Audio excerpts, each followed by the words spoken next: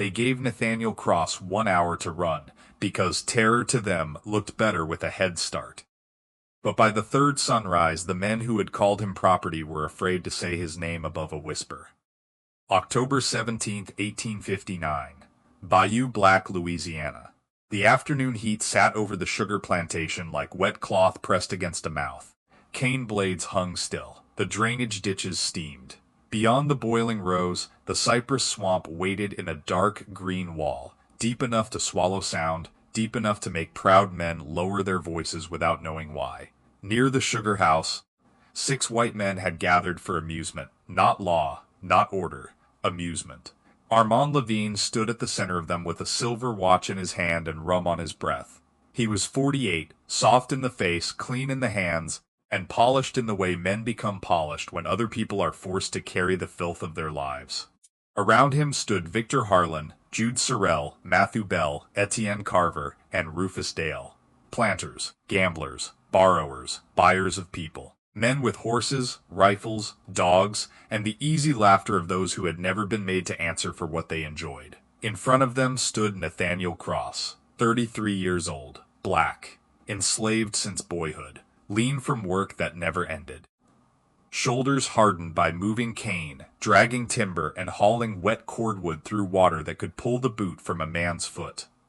His shirt was rough linen, sweat dark at the collar. His hands were scarred across the knuckles and palms. There was an old rope mark at one wrist that never fully faded. He kept his face still. That was not emptiness. That was discipline. On a plantation, a man's expression could become evidence against him. Fear could entertain them. Anger could invite the whip. Even dignity, if it stood too plainly in the face, could offend a man who needed submission to feel tall. So Nathaniel stood quiet, and that quiet irritated them. A cruel man wants noise from his victim because noise confirms the scene he has written. Levine flipped open the watch. 1 hour, he said. You know that Bayou country better than most. Let us see if it loves you back. The men laughed because none of them understood what they had just admitted. Nathaniel did know the Bayou country. Not as scenery, not as hunting ground, not as land described in a deed. He knew it the way the enslaved learn a place when survival depends on reading what the powerful never bother to see. He knew where the ditch water spread shallow over hard clay. He knew where the green surface hit a hole deep enough to take a man to the thigh. He knew which cypress knees could carry weight, which hummocks stayed dry after a storm, and which ridges only pretended to be solid until the second step. Paper said Levine owned the land. Water did not read paper. The watch closed. Nathaniel moved. Not in a wild sprint across open ground, not like the animal they had imagined him to be. He cut first along the shadow of the cane, low and controlled, then slipped into the shallow ditch where water swallowed the edges of his footprints. He used the ditch for 30 yards, stepped out on a root instead of mud, doubled behind a collapsed cane cart, and vanished toward the cypress brake while the men behind him were still laughing at the sport they believed they had invented. 1 hour. To them, that hour was a joke. To Nathaniel, it was mathematics, distance, light, dog range, horse footing, wind, water depth. The time it took for whiskey to become impatience. The time it took for impatience to become a mistake. Back near the sugar house, Levine poured another drink. Rufus Dale slapped one of the hounds on the neck and boasted that no man on foot could beat a trained dog through wet country. Victor Harlan said Nathaniel would beg by sundown. Jude Sorrell asked if Levine wanted him brought back breathing. That drew the kind of laughter history should never soften. Because men like that rarely call cruelty by its right name while the bottle is passing. They call it discipline. They call it lesson. They call it entertainment. Anything except what it is. Out beyond the rows, Nathaniel entered the first trees and slowed. This was where most frightened men would make the trail honest. Panic runs straight until the world stops it. Nathaniel did not give the world anything straight. He moved south through brush just thick enough to leave a believable trace. Then he turned east through ankle-deep water where crushed reeds would point the wrong way after they rose again. At a low cypress root, he paused, placed one bare foot on the slick wood, shifted his weight carefully, and stepped from root to root until the mud had no story to tell. By the time the sun had lowered behind the cane, Nathaniel had already left 3 false beginnings behind him. A hurried track in soft ditch mud, a broken branch near the wrong channel, a strip of linen torn from his shirt and caught where the dogs would find it too easily. That last one would please them. That mattered. Proud men trust signs that flatter them. When Levine finally gave the order and the hounds were released, the hunt burst forward with noise. Dogs crying, men shouting, horses pulling against the softening ground. Lanterns swung at saddle hooks, rifles knocked against leather. The white men entered the tree line with all the confidence a plantation can manufacture in daylight. But daylight was nearly gone, and once the cypress swallowed the last red edge of it, the plantation stopped being useful. A porch could protect them from the truth. The swamp would not. Nathaniel heard the hounds long before he saw any light. He stopped beside a leaning cypress and listened through the insect roar. 2 dogs had taken the ditch trail. One had broken toward the linen scrap. The rest were still uncertain, pulling handlers in anger and confusion. Good. Confusion spreads quickly among men who are only brave inside arrangements built to flatter them. Nathaniel moved again. There were parts of Bayou Black that had taught him before this night. In June of 1856, Levine had hired him out to a timber crew cutting cypress west of the plantation boundary. For 19 days, Nathaniel had worked in standing water, guiding mule teams, dragging sawed sections toward a narrow loading ridge, and listening to older men teach without ever seeming to teach. Old Abram Cole, one-eyed and half-bent, had shown him how water speaks at the edges. Smooth water could be deep. Broken water could be safe.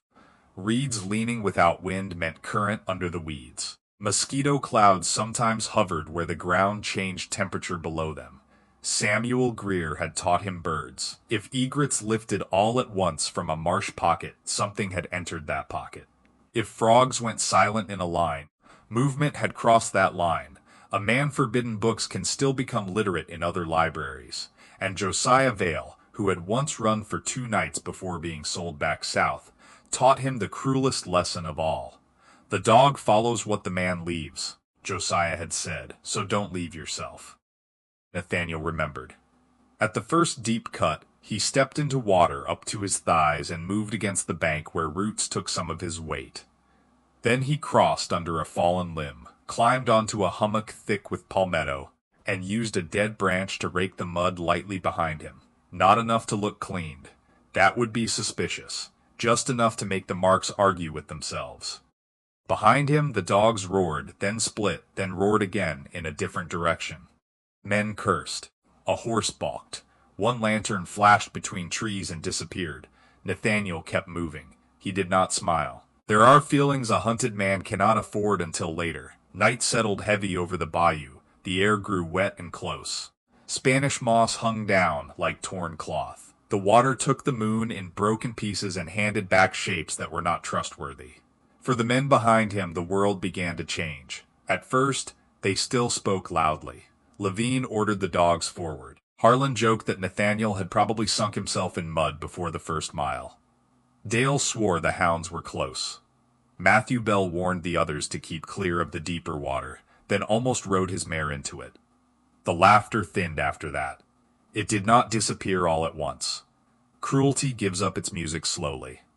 But by midnight the sound had changed. The men were no longer performing confidence for one another. They were using volume to keep fear from becoming audible. One hound went quiet, then another. Rufus Dale insisted they had picked up the true scent and ranged ahead. No one fully believed him. A missing hound in open fields is a nuisance. A missing hound in black water is a question nobody wants to answer. Nathaniel crouched near the dry pocket behind a curtain of palmetto and counted voices. 6 men. Still 6, but spread wider now. That mattered. Men like Levine believed ownership taught them knowledge. They believed because the law recognized their claim, the earth itself would cooperate. They believed a man forced to obey in daylight had no private world, no stored intelligence, no map of his own. That belief was their second mistake. The first had been giving Nathaniel the hour. The second was thinking the hour belonged to them. By dawn on October 18th, the swamp had begun to take the shine off every man in the party. The mist came low over the water. Cypress trunks rose out of it like black posts in a flooded graveyard. The men were wet to the knee, their cuffs were torn. Their powder horns had been wrapped and re-wrapped against damp air. The horses stepped badly, heads jerking at every sudden movement in the reeds. No one spoke of sport anymore. Levin would not allow that word to return. Instead, he called it a pursuit. He called it recovery. He called it bringing order back. That was how men of his kind survived the sound of themselves. They changed the word and hoped the meaning would obey. But meaning had already walked into the water without them. Near mid-morning, they found one of Dale's hounds standing on a low ridge, trembling and foam-mouthed, with mud black across its chest. It would not move deeper. Dale whipped the lead once, then stopped when the dog turned its head and made a sound no man there liked hearing. Not a bark, not a whine, a warning. Victor Harlan laughed too loudly and said even dogs could become cowards. Matthew Bell answered, "Dogs know more than men when men are fools." The words landed hard. 12 hours earlier, that would have started a joke. Now it started a silence. The swamp was doing what the plantation never permitted. It was making white men equal to their own limits. Nathaniel watched from behind a storm-fallen trunk, close enough to see the hound's ribs move, far enough that no eye settled on him. He had doubled back along a narrow waterline and come within 40 yards of the men chasing him. That was not bravado. That was need. He had to know how tired they were, how many dogs remained, whether they still held formation, whether their anger had turned outward, inward, or both. It had turned both ways. Harlan accused Dale of boasting about dogs he could not control. Dale told Harlan he had ridden too heavy and ruined the line. Bell muttered that Levine had chosen a man who knew the timber routes too well. Levine heard that. "What did you say?" Bell looked at him across the wet ground. His face was pale from no sleep and too much heat. "I said you picked the wrong man." The sentence was small. The damage was not because Bell had grown a conscience. He had not. He was not naming the evil of the hunt. He was naming the stupidity of losing. Men like that often reach inconvenience long before they reach morality. Levine's mouth tightened. "I know my own property." There it was. The word he used when the truth threatened to become larger than him. Property. A shield made of law. But the Bayou did not read law. The roots did not read bills of sale. The mud did not care whose name appeared on a deed in Terrebonne Parish. Nathaniel moved before they could gather themselves. At a narrow channel, he entered waist-deep water and let the slow current carry him 10 yards downstream before pulling himself onto roots. Then he crossed back toward higher ground, leaving the scent to break where the water bent around a fallen cypress. When the dogs arrived, they broke apart in sound. One pulled south, one circled, one refused. Dale cursed until his voice cracked. By afternoon, the sun turned the swamp into a fever room. Insects found every inch of skin. The men were thirsty. Their food had gone damp. One sack of biscuit had fallen into the water during a halt and dissolved into paste. A flask was missing, and Harlan accused Sorrel of taking it. Sorrel stepped toward him. "Call me thief again." Harlan raised his chin. "You have been worse." Bell told them to stop. Dale said they were wasting light. Levine ordered them forward. No one moved at once. That hesitation would have been impossible on the porch. Out here, it arrived naturally. Power depends on a stage. Take away the columns, the servants, the ledgers, the dry floorboards, and the costume begins to fail. By the second night, even Levine's commands had shrunk. Stay close, watch the ground, hold the dogs, save powder, short phrases, practical phrases.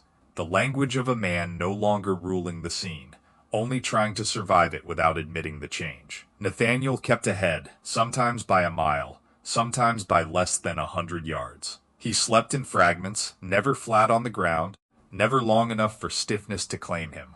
Once he wedged himself between two cypress knees and covered his shirt with wet moss to dull its pale shape in the moonlight.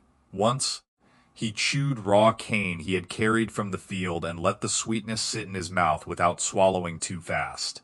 He was hungry, his legs hurt, his chest burned. The story should not make survival sound clean. The swamp that helped him could also kill him. The same water that confused the dogs could hide snakes, holes, fever, rot, and depth. Nothing about that place was gentle because Nathaniel was the better man. Nature was not moral, but it was honest. It answered skill with opportunity and arrogance with consequence. Near midnight, the men reached a raised strip of ground bordered by dark water on both sides. Levine insisted the ridge would carry them east. Bell said the footing looked wrong. Levine snapped, "Then stand here and rot." Etienne Carver went first. The first steps held, the fourth did not. His right leg plunged to the thigh in a hidden pocket. He dropped his lantern. Flame hissed out in the water. For one raw second, Carver made no sound of command at all, only animal panic. Dale and Sorrel pulled him back by the coat until the mud released him with a sucking noise. No one laughed. Not one. Carver sat breathing hard, black water running from his sleeves, his face naked with fear before anger could cover it again. Nathaniel heard all of it from beyond the palmetto. He did not need to create the trap. The land had made it. He only needed to understand where it waited. That was the knowledge they had stolen from him for years and refused to call knowledge. They had used his body to move timber, clear channels, guide mules, find firmer ground, and read weather. They had needed his intelligence every season. They simply denied it a name because naming it would have wounded the myth that made them masters. Now that unnamed intelligence was governing their night. By the morning of October 19th, the hunt had become an argument wearing wet clothes. The men had not slept in any meaningful way. Their eyes were red. Their horses were trembling. 2 hounds were gone, one was lame, and another would not take the water without being dragged. Levine's silver watch had stopped working sometime before dawn, the damp having reached inside the case. That detail humiliated him more than he would ever admit. A dead watch in the hand of a man who had tried to measure another man's terror. Bell saw it and almost smiled. Levine noticed. "Say it," he said. Bell looked around at the others, then back at him.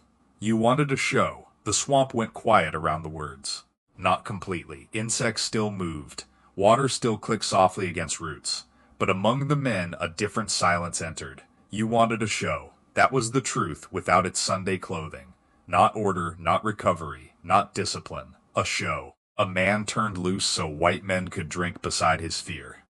And now the show had changed audiences. Dale said they should return for fresh men and dry dogs. Sorrel called that cowardice. Dale turned on him with a hand near his pistol. "One more word." Harlan told them both to shut up. Carver, still limping from the sinkhole, whispered that they were being led in circles. Levine denied it too quickly. Nathaniel, hidden beyond a screen of reeds, listened as the men began tearing the seams of one another's respectability. Harlan accused Bell of cheating land papers near Thibodaux. Bell answered that Harlan had sold a mother apart from 2 children in the spring of 1857 to settle a debt. Dale said Levine himself had hidden a death on a leased work gang and altered the record so the loss would not reduce a valuation.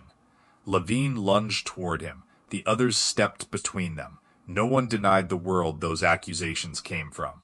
That is the part polite history often tries to blur. These were not merely men trapped in a bad night. They were men carrying the ordinary crimes of a system that made crime profitable and called it management. The swamp did not make them cruel. It only removed the furniture that helped cruelty look respectable. By late afternoon, the party broke formation. Bell moved ahead without waiting for Levine. Dale stayed close to the surviving dogs. Harlan kept looking behind them. Sorrel drank the last of his flask and said nothing. Carver favored his right leg and cursed whenever brush touched him. Then, near the hour when daylight starts to turn copper, something moved beyond the ridge. All 6 men saw it, not clearly. A figure between cypress trunks. A shoulder. A human shape. Dark. Still watching. Dale lifted his rifle. Levine shouted, "Hold!" The figure vanished. A dog barked once and ran forward. Dale followed. Bell behind him, Harlan swearing as his horse refused the narrow ground. For several minutes the swamp filled with broken sound. Branches. Dog cries, a rifle shot, then another, then nothing. When the men gathered again, Etienne Carver was missing. So was the dog. At first Levine insisted Carver had circled wide. Then he said the man had gone after the hound. Then he said they would find him before full dark. The explanations kept changing because none of them had the one thing authority hates losing most: certainty. They called. No answer. They fired once into the air. No answer. They waited until the mosquitoes rose in black curtains and the trees began to lose their edges. No answer. By then, even Lavigne understood. The swamp had taken a hunter. Whether Carver fell, wandered, panicked, or followed a sign meant for someone else, no man there could say with clean proof. That uncertainty became worse than proof. Proof ends a question. Uncertainty feeds it. And in that uncertainty, Nathaniel became larger than any single glimpse, not because he had struck them, because they could not locate where his mind ended and the swamp began. That is what frightened them most. Not death, not mud, not dogs failing, but the possibility that the man they had called property was studying them with more patience than they had ever studied him. Before dawn on October 20th, the plantation heard horses returning. Not in a proud line, not with laughter, not with the sound of men bringing order home. The hooves came unevenly down the outer lane. One horse stumbled, another had to be led. The dogs that returned were low-tailed and limping. A lantern hung broken from one saddle. Mud blackened the men to the thigh. There were 5 riders, not 6, and there was no Nathaniel Cross. The first enslaved people to see them did not speak. They did what enslaved people were forced to learn how to do. They read the room before entering it. They read the distance between the men. They read the faces. They read what the men were trying not to show. Lavigne dismounted badly and caught himself against a porch post. A kitchen woman named Mercy saw his hand shake. She lowered her eyes at once, but she had seen enough.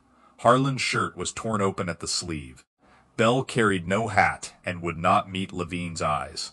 Dale had one hound left on a short lead, and even that animal refused to pass the yard gate until dragged. Sorrel kept turning toward the road behind them, as if something might still be following. And Carver was gone. Nathaniel was gone too. Those 2 absences were not equal in the eyes of the house, but they were linked in the air like a storm smell before rain. Lavigne barked for water, dry cloth, fresh powder. Then he gave the order that revealed the wound. No one speaks of this. He said it to the yard, he said it to the house, he said it to the quarters. But really, he was trying to say it to memory. No one speaks of this. As if command could climb into every mouth and remove the truth before it formed. But plantations were built on forced observation. The enslaved watched everything because survival required it. They knew the sound of anger before it became violence. They knew when a door closed too hard, when a rider returned too late, when a mistress stopped speaking at breakfast, when an overseer drank before noon. They knew what white people imagined hidden because hidden things often became dangerous things. So by midday the story had begun to move. Not loudly, never foolishly. In glances first, then fragments. 5 came back, 1 did not. The dogs were limping. Mr. Lavigne's watch stopped. He ordered the name not spoken. Nathaniel was not returned. That last sentence carried the most weight. Nathaniel was not returned. If he had been captured, there would have been spectacle. Punishment in slave country was rarely private when terror needed maintenance. A man dragged back would have been displayed. His suffering would have been turned into instruction. That was how power taught fear to work efficiently. But there was no display, only silence. And silence, when used by the powerful, often means shame. By October 21st, Lavigne had prepared a version for the neighboring planters. A runaway had fled into bad water. Weather and poor footing had forced the first party to return. Carver had separated during the pursuit and would likely appear once he found the Bayou road. The runaway, Lavigne said, was believed to be cornered somewhere west of the timber ridge. Cornered. There was no evidence of that. But wounded authority often lies most loudly at the exact point where it has no proof. 2 search parties were discussed. One rode the outer road and returned before dark. The other reached the first marsh ridge, saw the black water beyond it, and decided the dogs were too tired to continue. By then, everyone understood the truth beneath the explanations. They did not want to go back. Not deep. Not where the land stopped honoring their names. Carver's body was not found that week. Nathaniel's body was not found at all. That absence became dangerous. If Nathaniel had died plainly, Levine could have used the death.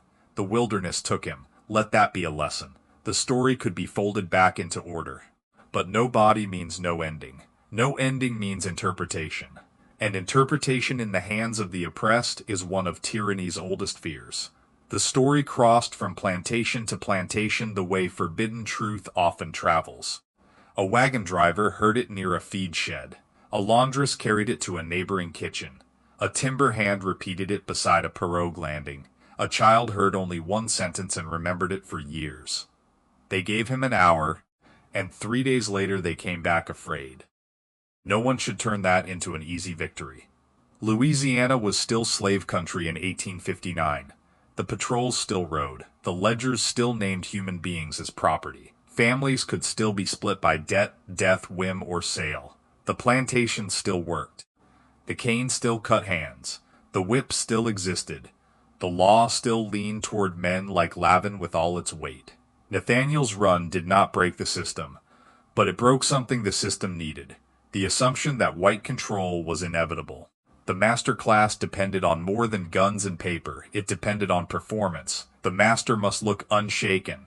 The enslaved must appear containable. Punishment must seem certain. Escape must seem temporary. Recovery must seem only a matter of time. Nathaniel disturbed that theater. He entered the swamp hunted. He left the hunters carrying evidence against themselves. Bell stopped visiting Levine's porch before winter. Dale sold 2 dogs and never again bragged about bloodlines in Bayou Black. Harlan, it was said, would not cross the western ditch road after sundown unless another man rode with him. Sorrel drank more and spoke less. Levine kept an extra lamp burning in the front room for months, though he cursed anyone who mentioned it. As for Nathaniel Cross, the record goes thin where men like him often disappear from official sight. Some said fever took him in the deeper cypress. Some said timber hands helped him west under another name. Some said he crossed by night through old pirogue channels and lived long enough to hear that the plantation still would not say his name without lowering its voice. There is no clean paper to settle it. Maybe that is fitting, because paper was always the master's language. Water had answered differently. They gave him 1 hour because they trusted the world to obey them. For 3 days, the world refused. And when the men came back without him, soaked, shaken, and 1 rider short, the truth no ledger could hold had already entered the quarters, the kitchens, the cane rows, and the memory of every person who understood what silence can carry. On paper, they called him property. In the black water, he became the man they could not bring home.